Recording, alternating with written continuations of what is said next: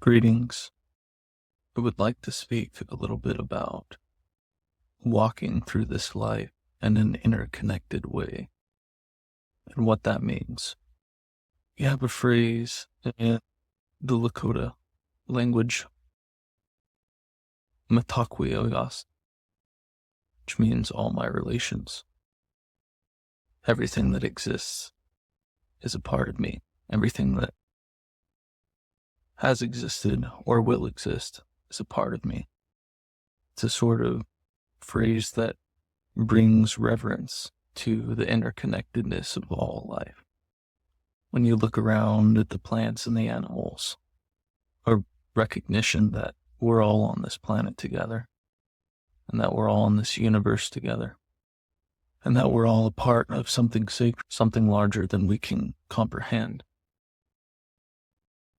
But what does that mean in daily life? What does that mean when you're walking through the grocery store and sitting in traffic or out in the wilderness, connecting with nature?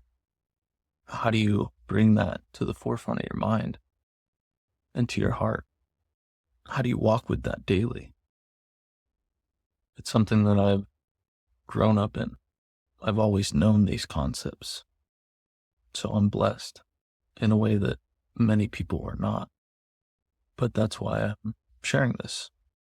Understanding that we are all one allows us to live in a way where our heart is the focus, allowing that divine light, the divine source energy of the Creator, Tonkashala, Ate, Wakon Tonka, allowing Him to flow through us is a beautiful thing.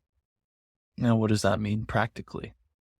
To me, that means whenever I interact with someone, I do my best to hold space. What does that mean? I do my best to remove my judgments, my inhibitions, my previous experience as much as I can from the interaction. I currently work in mental health care, and we see a lot of people who are struggling with a lot of different things.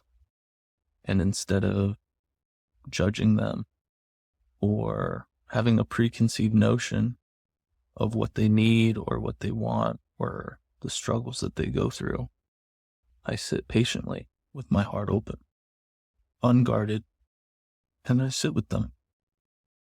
I ask questions, and they tell me. They tell me what they need. They tell me where they are.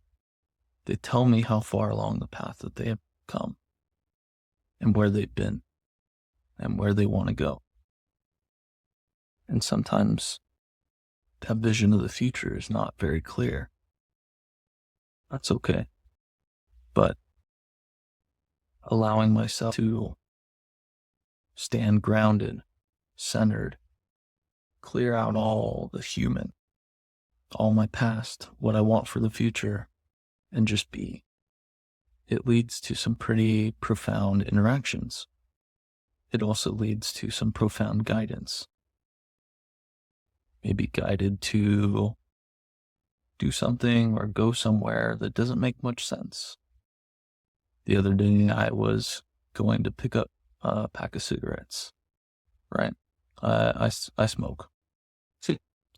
But usually I say a prayer for about half of my cigarette. I'm saying prayers, starting it with the tobacco.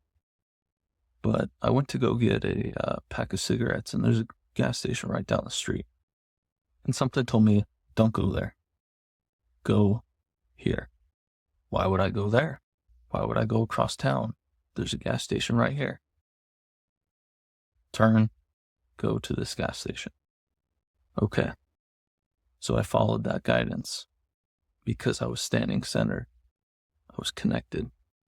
And I was brought to a gas station and go inside. I'm looking around, looking for some things. Picked up a couple snacks for my coworker because I was told to. She had been struggling with blood sugar, so I picked her up some nuts. Then something was telling me to just walk around the store for a little bit. I don't know why. Cashier was speaking with some other customers. And then out of the corner of my eye, I saw him looking at me. And he asked me, "Aquari? Is that you?" "Yeah, that's me. What's up?" It was someone that I used to be neighbors with, and he was struggling. He was going through some hard times with his family, a young family, and he didn't want to say exactly how hard that had been, how hard that struggle had been. But I could tell there was pain in his eyes, and he needed a friendly face that night.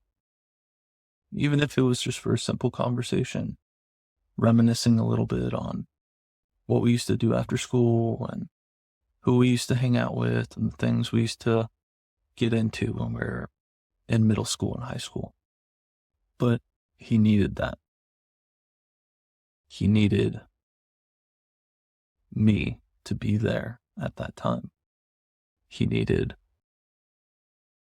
that connected.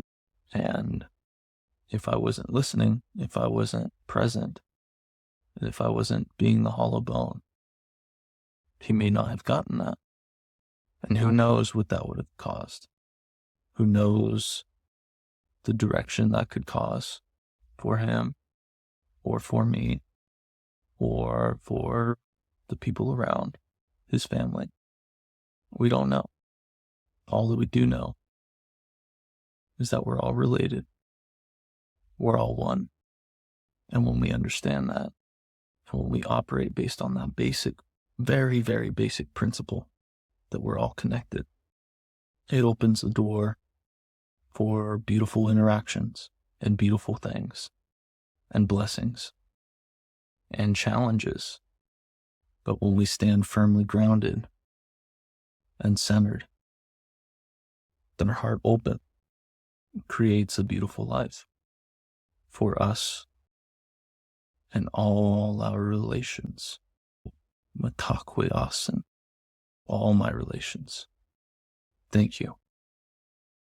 Thank you for tuning in. These are just conversations. These are words that are coming to me as I sit on the night shift at my mental health facility, because I don't often get to see a lot of people during the night. Sometimes we do, and sometimes we don't. But I figure while I have the time, while I have the presence, I might as well make a connection. Thank you. Doksha.